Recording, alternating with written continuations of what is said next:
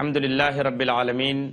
والصلاة والسلام علی خاتم الانبیاء والمرسلین محمد وآلہ وصحبہ اجمعین اما بعد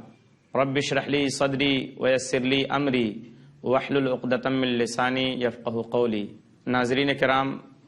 درس قرآن کی اس نشست میں آپ تمام حضرات کا استقبال ہے۔ السلام علیکم ورحمۃ اللہ وبرکاتہ۔ درس قرآن سے متعلق آج جو صورت ہے وہ سورۃ البروج سورہ نمبر 85 ہے۔ آئیے پہلے ہم اس صورت کی شروع کی چند آیتوں کی تلاوت کرتے ہیں، اس کے بعد ان کا ترجمہ اور تفسیر سنتے ہیں۔ اعوذ باللہ من الشیطان الرجیم، میں اللہ کی پناہ میں آتا ہوں شیطان مردود سے۔ بسم اللہ الرحمن الرحیم، اللہ کے نام سے شروع کرتا ہوں جو بڑا مہربان نہایت رحم کرنے والا ہے۔ والسماء ذات البروج، مضبوط قلعوں والے آسمان کی قسم۔ والیوم الموعود، وعدہ کیے گئے دن کی قسم۔ وشاہد و مشہود، حاضر ہونے والے اور حاضر کیے گئے کی قسم۔ قتل اصحاب الاخدود، کے گڑھوں والے ہلاک کیے گئے۔ النار ذات الوقود، جس میں خوب بھڑکتے ہوئے ایندھن کی آگ تھی۔ سورۃ البروج سورہ نمبر 85 مکی ہے، اس میں 27 آیتیں ہیں، جن میں سے شروع کی 5 آیتوں کی آج تلاوت کی گئی اور ان کا ترجمہ آپ کی خدمت میں پیش کیا گیا۔ آئیے سب سے پہلے ہم یہ جاننے کی کوشش کرتے ہیں کہ یہ سورت کس موقع پر حضور اکرم صلی اللہ علیہ وسلم پر نازل ہوئی۔ یہ سورت حضور اکرم صلی اللہ علیہ وسلم پر مکہ کے بالکل ابتدائی یعنی شروع کے زمانے میں اس وقت نازل ہوئی جب مکہ کے کافر مسلمانوں پر ظلم و ستم کے پہاڑ توڑ رہے تھے اور ان کو مختلف طریقے سے پریشان کر رہے تھے اور تکلیفیں پہنچا رہے تھے۔ اس سورت کا جو مضمون ہے، آئیے ہم اس پر غور کرتے ہیں۔ اجمالی طور پر مختصراً ہم دیکھتے ہیں کہ اللہ تبارک و تعالیٰ نے اس پوری سورت کے اندر کیا کچھ بیان فرمایا ہے۔ جب ہم اس سورت کے مضامین پر غور کرتے ہیں تو ہمیں پتہ چلتا ہے کہ اس سورت میں سب سے پہلے اللہ تبارک و تعالیٰ نے گڑھے والوں کا قصہ بیان کیا ہے۔ یہ وہ لوگ ہیں جن لوگوں نے مسلمانوں کو، کمزور اور بے بس ایمان والوں کو ایک گڑھا کھود کر اس میں آگ جلا کر اس میں پھینک دیا اور مسلمانوں کو جلا کر راکھ کر دیا۔ اس قصے کو بیان کرتے ہوئے اللہ تبارک و تعالیٰ نے چند باتیں مومنوں کو اور چند باتیں کافروں کے ذہنوں میں بٹھانے کی اللہ نے کوشش کی ہے، بلکہ اللہ نے ذہنوں میں بٹھایا ہے۔ نمبر 1، سب سے پہلی بات تو یہ ہے کہ اللہ تبارک و تعالی ایمان والوں کو کہہ رہا ہے کہ دیکھو جس طریقے سے اس وقت کے ایمان والوں نے آگ میں جل کر اور کود کر اپنی جان گنوا دی، لیکن انہوں نے ایمان کا سودا نہیں کیا اور وہ ایمان سے نہیں پھرے، اسی طریقے سے مسلمانوں کو چاہیے، ایمان والوں کو چاہیے کہ وہ سخت سے سخت ہر طرح کی تکلیف کو برداشت کریں لیکن اسلام کو ہرگز نہ چھوڑیں۔ دوسری طرف اللہ تبارک و تعالیٰ نے کافروں کے ذہنوں میں یہ بات بٹھائی ہے، خاص طور پر مکہ کے جو لیڈر تھے، جو کافروں کے سردار اور بڑے لوگ تھے، ان لوگوں سے کہا گیا ہے کہ دیکھو جس طریقے سے گڑھے والوں پر اللہ کی لعنت ہوئی اور وہ اللہ کی لعنت اور پھٹکار کے مستحق ہوئے، اسی طریقے سے یہ مکہ کے جو کافر ہیں اور مکہ کے جو سردار اور لیڈران ہیں، یہ لوگ بھی اللہ کی لعنت کے مستحق ہو رہے ہیں۔ اس کے بعد اللہ تبارک و تعالیٰ نے اس صورت کے اندر یہ بات بیان فرمائی ہے کہ دیکھو آج تم مسلمانوں کو ستا رہے ہو اور ان کا تماشا دیکھ رہے ہو ان کو جلا کر، ایک دن وہ اللہ ضرور لائے گا جس دن مسلمان تم کو جلتا ہوا دیکھ کر تمہارا تماشا دیکھیں گے۔ اس کے بعد اللہ تبارک و تعالیٰ نے آگے بیان فرمایا ہے کہ دیکھو یہ جو دنیا اللہ نے بنائی ہے یہ کوئی اندھیر نگری نہیں ہے۔ اللہ تبارک و تعالیٰ نے اس دنیا کا ایک پورا نظام بنایا ہے، ایک سسٹم بنایا ہے۔ اسی سسٹم کے تحت آسمان کے اوپر تارے ہیں، چاند ہے، سورج ہے، چاند ہے اور سورج ہے، اور اس کے علاوہ بہت ساری مخلوقات آسمانوں کے اندر ہیں اور بہت ساری مخلوقات اللہ نے زمین کے اندر پیدا فرمائی ہیں۔ تو اے انسان، تم اس بات پر غور کرو کہ اللہ تبارک و تعالیٰ سے جب کوئی چیز بچ نہیں سکتی، اللہ کی پکڑ سے جب کوئی چیز بھاگ نہیں سکتی، تو تم حقیر اور ذلیل انسان کس طریقے سے اللہ کی پکڑ اور اللہ کی گرفت سے بچ سکتے ہو۔ یہی بات آگے اللہ تبارک و تعالیٰ نے اس طریقے سے بیان فرمائی ہے کہ دیکھو جس طریقے سے یہ بات ضروری ہے کہ جو لوگ ایمان لائے ہیں اور انہوں نے نیک کام کیے ہیں ان کو اس کا بدلہ ملنا چاہیے جنت کی شکل میں، اسی طریقے سے یہ بات بھی ضروری ہے کہ جو لوگ برے ہیں، کافر ہیں اور انہوں نے کفر اختیار کیا اور سرکشی کی،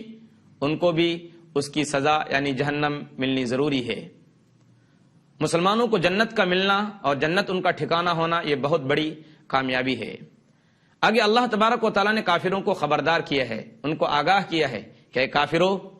اگر تم کو اپنی طاقت پر اور اپنے گروہ پر اور اپنے گروپ اور جتھے پر گھمنڈ ہے اور فخر ہے تو یاد رکھو کہ تم سے پہلے فرعون اور سمود کے جو لشکر تھے، جن لوگوں کو اپنی طاقتوں اور قوتوں پر گھمنڈ تھا، ان کے لشکروں کا کیا انجام ہوا، ان سے تم سبق حاصل کرو۔ اور یہ بات یاد رکھو کہ تم سب لوگ اللہ کے گھیرے کے اندر ہو، تم اس گھیرے سے باہر نہیں نکل سکتے، اللہ کی قدرت کے محدود دائرے کے اندر بند ہو۔ جب اللہ تبارک و تعالی چاہے گا تم کو اپنی گرفت اور پکڑ میں لے لے گا۔ اس کے بعد آخر میں یہ سورت اس بات پر ختم ہوتی ہے کہ دیکھو اے کافرو، تم جس قرآن کو جھٹلانے کی کوشش کر رہے ہو اور اس کو جھوٹا بتانے پر تلے ہوئے ہو، اس کے لیے ہر طرح کی کوششیں کر رہے ہو، یاد رکھو وہ قرآن ایک اٹل کتاب ہے، وہ تمہارے جھوٹا کہنے سے وہ قرآن جھوٹا نہیں ہو سکتا۔ اور دیکھو یہ قرآن اللہ تبارک و تعالیٰ کے پاس لوح محفوظ میں اس طرح سے لکھا ہوا ہے کہ اس کا لکھا ہوا کسی کے مٹائے نہ مٹ سکتا ہے، نہ کسی کے بدلے بدلا جا سکتا ہے۔ اس پر یہ پوری سورت ختم ہوتی ہے۔ اب آئیے ہم اس سورت کی تلاوت کردہ آیتوں میں سے ایک ایک آیت کی تفسیر اور تشریح سنتے ہیں۔ سب سے پہلی آیت جس میں اللہ تبارک و تعالیٰ نے قسم کھائی ہے وہ یہ ہے وَالسَّمَاءِ ذَاتِ الْبُرُوجِ، مضبوط قلعوں والے یا مضبوط ستاروں والے آسمان کی قسم۔ بروج یہ جمع کا لفظ ہے، جمع کا ورڈ ہے، جمع کا صیغہ ہے، اس کی جو واحد ہے مفرد اور سنگولر ہے وہ برج آتی ہے۔ برج کے معنی آتے ہیں قلعہ یا محل۔ بعض علماء تفسیر نے فرمایا ہے کہ یہاں بروج سے مراد بڑے بڑے ستارے ہیں جو آسمان کے اندر ہیں۔ بعض علماء تفسیر نے یہ فرمایا ہے کہ بروج سے مراد اس جگہ قلعے یا محل ہیں جو ان ستاروں کے لیے ٹھکانے کی حیثیت رکھتے ہیں۔ ان کو بروج اس لیے کہا جاتا ہے کہ یہ نمایاں اور ظاہر ہو جاتے ہیں۔ جب ہم برج کا اور برجا کا اصلی اور لفظی معنی دیکھیں گے تو اس کے معنی آتے ہیں ظاہر ہونا۔ تو چونکہ یہ ظاہر اور نمایاں ہو جاتے ہیں رات کے وقت، اس لیے ان کو بروج کہا جاتا ہے۔ غالب کا ایک شعر اس وقت یاد آیا، وہ کہتے ہیں کہ تھی بنات الناش گردوں، دن کو پردے میں نہا، شب کو ان کے جی میں کیا آئی جو عریاں ہو گئیں، کہ دن میں سارے ستارے گم ہو جاتے ہیں، پتہ نہیں چلتا ان کا کچھ بھی، لیکن رات آتے ہی وہ سارے کے سارے ستارے نمایاں اور ظاہر ہو جاتے ہیں اور وہ بالکل عریاں ہو جاتی ہیں۔ وہ ساری بنات الناش یعنی وہ سارے ستارے عریاں ہو جاتے ہیں۔ تو اللہ تبارک و تعالیٰ نے یہاں بڑے بڑے ستاروں کی قسم کھائی ہے کہ بڑے بڑے ستاروں کی قسم، ستاروں والے آسمان کی قسم۔ سوال یہ پیدا ہوتا ہے کہ اللہ تبارک و تعالیٰ یہاں بڑے بڑے ستاروں کی قسم کھا کر کیا کہنا چاہتے ہیں؟ اللہ تبارک و تعالیٰ نے بڑے بڑے ستاروں کی قسم کھا کر یہ بات بتائی ہے انسانوں کو کہ اے انسانوں، دیکھو ہم نے جو یہ آسمان کے اوپر نظام بنایا ہے جس کے تحت یہ ستارے، یہ تارے نکلتے ہیں اور ڈوبتے ہیں، دیکھو تمام ستاروں پر میری حکمرانی ہے، یہ میری گرفت اور میری پکڑ کے اندر ہیں، تو تم بھلا ایک حقیر اور معمولی انسان میری پکڑ سے کیسے بچ سکتے ہو اور میری گرفت سے کیسے باہر جا سکتے ہو؟ اس کے بعد جو دوسری آیت ہے اس میں اللہ تبارک و تعالیٰ فرماتے ہیں وَالْيَوْمِ الْمَوْعُودِ، اور وعدہ کیے گئے دن کی قسم۔ مفسرین کے درمیان اس بات میں کوئی اختلاف نہیں ہے، سب لوگ متفق ہیں کہ اس جگہ وعدہ کیے گئے دن سے مراد وہ دن ہے جس کا مومنوں سے بھی اور کافروں سے بھی وعدہ کیا گیا ہے، اور وہ دن قیامت۔ آگے اللہ تبارک و تعالیٰ نے کافروں کو خبردار کیا ہے، ان کو آگاہ کیا ہے کہ اے کافرو، اگر تم کو اپنی طاقت پر اور اپنے گروہ پر اور اپنے گروپ اور جتھے پر گھمنڈ ہے اور فخر ہے تو یاد رکھو کہ تم سے پہلے فرعون اور سمود کے جو لشکر تھے، جن لوگوں کو اپنی طاقتوں اور قوتوں پر گھمنڈ تھا، ان کے لشکروں کا کیا انجام ہوا، ان سے تم سبق حاصل کرو۔ اور یہ بات یاد رکھو کہ تم سب لوگ اللہ کے گھیرے کے اندر ہو، تم اس گھیرے سے باہر نہیں نکل سکتے، اللہ کی قدرت کے محدود دائرے کے اندر بند ہو، جب اللہ تبارک و تعالیٰ چاہے گا تم کو اپنی گرفت اور پکڑ میں لے لے گا۔ اس کے بعد آخر میں یہ صورت اس بات پر ختم ہوتی ہے کہ دیکھو اے کافرو، تم جس قرآن کو جھٹلانے کی کوشش کر رہے ہو اور اس کو جھوٹا بتانے پر تلے ہوئے ہو،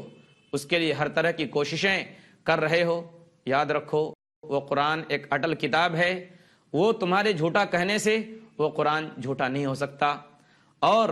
دیکھو یہ قرآن اللہ تبارک و تعالیٰ کے پاس لوح محفوظ میں اس طرح سے لکھا ہوا ہے کہ اس کا لکھا ہوا کسی کے مٹائے نہ مٹ سکتا ہے، نہ کسی کے بدلے بدلا جا سکتا ہے۔ اس پر یہ پوری صورت ختم ہوتی ہے۔ اب آئیے ہم اس صورت کی تلاوت کردہ آیتوں میں سے ایک ایک آیت کی تفسیر اور تشریح سنتے ہیں۔ سب سے پہلی آیت جس میں اللہ تبارک و تعالیٰ نے قسم کھائی ہے وہ یہ ہے وَالسَّمَاءِ ذَاتِ الْبُرُوجِ، مضبوط قلعوں والے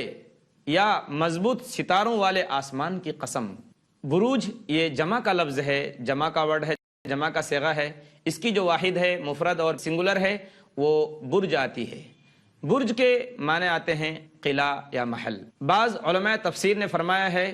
کہ یہاں بروج سے مراد بڑے بڑے ستارے ہیں جو آسمان کے اندر ہیں۔ بعض علماء تفسیر نے یہ فرمایا ہے کہ بروج سے مراد اس جگہ قلعے یا محل ہیں جو ان ستاروں کے لیے ٹھکانے کی حیثیت رکھتے ہیں۔ ان کو بروج اس لیے کہا جاتا ہے کہ یہ نمایاں اور ظاہر ہو جاتے ہیں۔ جب ہم برج کا اور برجا کا اصلی اور لفظی معنی دیکھیں گے تو اس کے معنی آتے ہیں ظاہر ہونا۔ تو چونکہ یہ ظاہر اور نمایاں ہو جاتے ہیں رات کے وقت، اس لیے ان کو بروج کہا جاتا ہے۔ غالب کا ایک شعر اس وقت یاد آیا، وہ کہتے ہیں کہ تھی بنات الناش گردوں، دن کو پردے میں نہاں، شب کو ان کے جی میں کیا آئی جو عریاں ہو گئیں، کہ دن میں سارے ستارے گم ہو جاتے ہیں، پتہ نہیں چلتا ان کا کچھ بھی، لیکن رات آتے ہی وہ سارے کے سارے ستارے نمایاں اور ظاہر ہو جاتے ہیں اور وہ بالکل عریاں ہو جاتی ہیں۔ وہ ساری بنات الناش یعنی وہ سارے ستارے عریاں ہو جاتے ہیں۔ تو اللہ تبارک و تعالیٰ نے یہاں بڑے بڑے ستاروں کی قسم کھائی ہے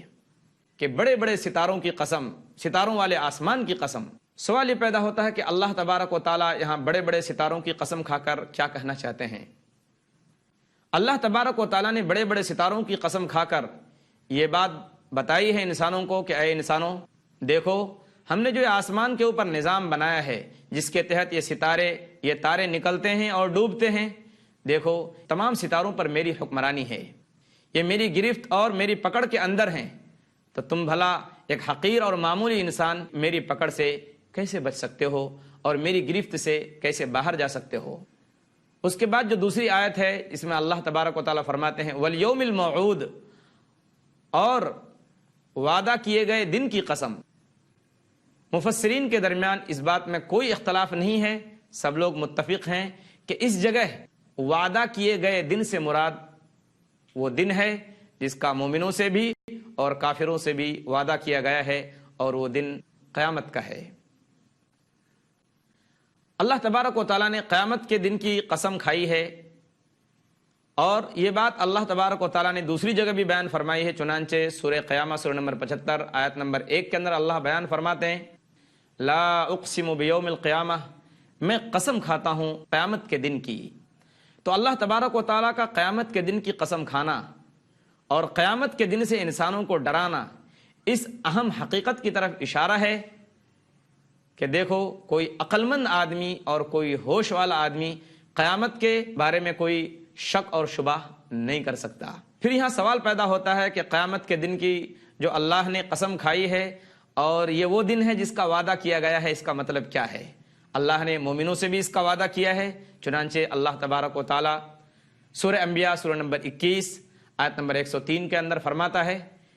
لا يحزنهم الفزع الاکبر وتتلقاهم الملائکہ ھذا یومکم الذی کنتم توعدون،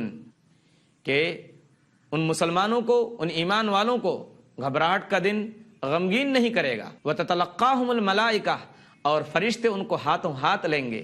ھذا یومکم الذی کنتم توعدون، یہی وہ تمہارا دن ہے جس کا تم سے وعدہ کیا گیا تھا۔ کافروں کے بارے میں فرمایا اللہ تبارک و تعالیٰ سورہ زخرف سورہ نمبر 43 آیت نمبر 83 کے اندر بیان فرماتا ہے فذرہم یخوضوا ویلعبوا حتی یلاقوا یومہم الذی یوعدون۔ اے نبی صلی اللہ علیہ وسلم، آپ انہیں بحث و مباحثے میں چھوڑ دیجئے، ان کو الجھنے دیجئے، ان کو کھیل کود کرنے دیجئے، یہاں تک کہ ان کو اس دن کا سامنا کرنا پڑے جس دن کا ان سے وعدہ کیا جا رہا ہے۔ وشاہد و مشہود، حاضر ہونے والے کی اور حاضر کیے گئے کی قسم۔ اس آیت کی تفسیر میں مفسرین کے درمیان بہت سارے اختلافات ہیں کہ شاہد سے مراد کیا ہے۔ شاہد کے معنی آتے ہیں گواہی دینے والا، حاضر ہونے والا۔ عام مفسرین کی رائے یہ ہے کہ یہاں شاہد سے مراد جمعہ کا دن ہے، اور مشہود، حاضر کیے گئے کی قسم،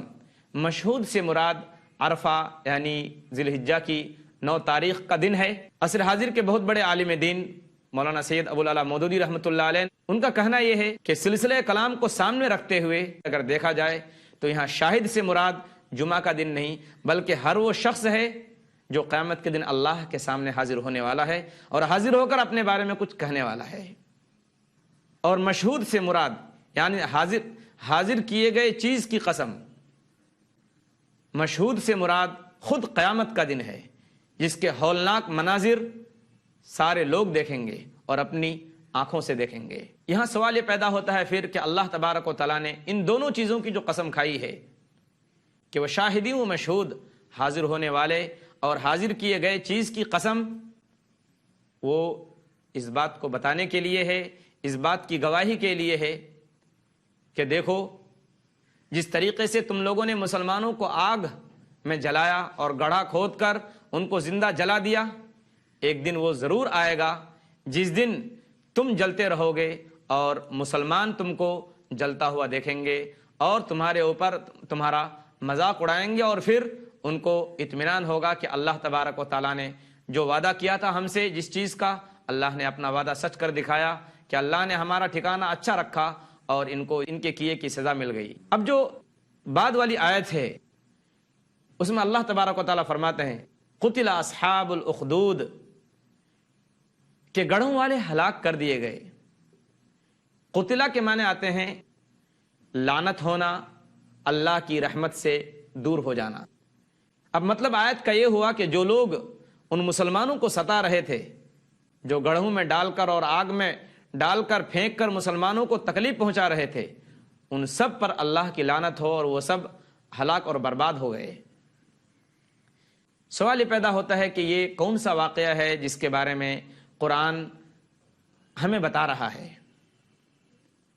جب ہم تاریخی روایات کی طرف دیکھتے ہیں، تاریخ کی طرف رجوع کرتے ہیں، سیرت ابن ہشام جو حضور اکرم صلی اللہ علیہ وسلم کے بارے میں کتاب لکھی گئی ہے، ان کی سیرت اور ان کی زندگی کے بارے میں،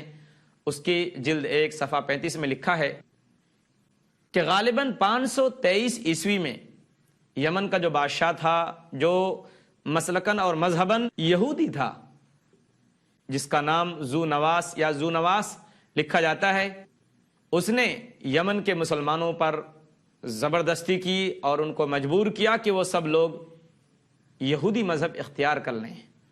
اس وقت کا جو دین صحیح تھا وہ حضرت عیسیٰ علیہ السلام کا دین تھا، تو جو لوگ مومن تھے، پکے سچے مومن، ان لوگوں نے یہودی مذہب قبول کرنے سے انکار کر دیا، جس کے نتیجے میں ذو نواس جو بادشاہ تھا وہ غضبناک ہو کر، غصے میں آ کر اس نے مسلمانوں کو گڑھا کھود کر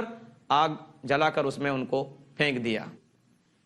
جب ہم حدیث کی طرف رجوع کرتے ہیں تو یہ واقعہ ہم کو حدیث میں بھی ملتا ہے، صحیح مسلم حدیث نمبر 7511 میں یہ روایت موجود ہے۔ بادشاہ نے کہا کہ جو مسلمان ہیں، جو اپنے آپ کو مسلمان کہتے ہیں، وہ اگر ابھی بھی باز نہیں آتے ہیں تو میں ان کو ایک ایک کر کے جلا دوں گا۔ چنانچہ اس نے اس کے لیے خندق کھدوائی، بہت بڑا گڈھا کھدوایا، اور لوگ آتے گئے اور اس میں جل کر اپنی جان دیتے گئے۔ آخر میں ایک عورت آئی جس کے ساتھ ایک بچہ تھا، اس کو ذرا ہیزیٹیشن ہوا، ہچکچاہٹ ہوئی، اپنے بچے کے پیار اور ممتا کی وجہ سے وہ آگ میں جانے سے تھوڑا ہچکچا رہی تھی، تو بچہ بول پڑا۔ اللہ تبارک و تعالیٰ نے اس بچے کے منہ میں زبان دی، بچہ بول پڑا کہ اماں آپ صبر کیجئے، آپ حق پر ہیں، انشاءاللہ اللہ ہماری حفاظت فرمائیں گے۔ تو یہ واقعہ اللہ تبارک و تعالیٰ نے اس سورت کے اندر بیان فرمایا ہے کہ قتل اصحاب الاخدود النار ذات الوقود، کہ گڑھوں والے ہلاک ہو گئے، برباد ہو گئے، تباہ ہو گئے، یعنی وہ لوگ اللہ کی رحمت سے دور ہو گئے، وہ اللہ کی لعنت کے مستحق ہو گئے۔ کیوں؟ اس لیے کہ ان لوگوں نے ایمان والوں پر ظلم کیا اور ان کو ایسی ویسی کوئی معمولی سزا نہیں بلکہ گڑھا کھود کر اور خندق کھود کر اور ایک کھائی کھود کر جہاں آگ بھڑکائی گئی اور پھر انہیں وہاں مجبور ہو کر جانا پڑا اور ایک ایک نے اپنی جان دے دی، لیکن ایمان کا سودا نہیں کیا اور وہ ایمان سے نہیں ہٹے، حالانکہ وہ آگ معمولی نہیں تھی۔ اللہ خود فرما رہے ہیں النار ذات الوقود، وہ خوب بھڑکتی ہوئی آگ میں بالکل کود پڑے، وہ آگ جس کا ایندھن بہت زیادہ خطرناک اور بہت زیادہ شعلہ سے بھرپور تھا۔ اللہ تبارک و تعالیٰ نے اس آگ میں ان لوگوں کو ڈلوایا، لیکن ایک آزمائش تھی اور وہ اس آزمائش میں کامیاب ہوئے، سرخرو ہوئے۔ تو میں یہ عرض کر رہا تھا کہ اللہ تبارک و تعالیٰ نے جو اس صورت میں بیان فرمایا ہے یہ صرف اس وقت کے ساتھ خاص نہیں ہے، بلکہ آج بھی جو یہ ماڈرن زمانہ ہے، جو نیا زمانہ ہے، اس نئے زمانے میں بھی مسلمانوں کو تکلیف پہنچانے کے جو طریقے استعمال کیے جا رہے ہیں وہ گرچہ گڑھے کھودنے کی شکل میں یا خندق کھود کر آگ جلانے کی شکل میں نہیں ہیں، لیکن اس کے علاوہ بہت سارے طریقے مسلمانوں کو تکلیف پہنچانے کے اور ان کو تکلیف دینے کے اختیار کر لیے گئے ہیں۔ خمار بارہ بنکوی کا شعر پڑھ کر میں اپنی بات ختم کرتا ہوں کہ چراغوں کے بدلے مکاں جل رہے ہیں، چراغوں کے بدلے مکاں جل رہے ہیں، نیا ہے زمانہ نئی روشنی ہے۔ آج چراغ کے بدلے مسلمانوں کے مکان جل رہے ہیں، کیونکہ زمانہ نیا ہے تو روشنی بھی نہیں ہے، نیا ہے زمانہ نہیں روشنی ہے۔ دعا کیجیے اللہ تبارک و تعالی مجھے اور آپ کو حق کی خاطر جو تکلیفیں ہم پر آئیں اللہ تبارک و تعالی ان کو ہنسی خوشی برداشت کرنے کی اور خندہ پیشانی کے ساتھ برداشت کرنے کی توفیق عطا فرمائے۔ اللہ تبارک و تعالی مصائب پر ہم کو جمائے رکھے۔ اللہ تبارک و تعالی دین کی خدمت کے لیے ہمیں قبول فرمائے، آمین۔ وآخر دعوانا ان الحمد للہ رب العالمین۔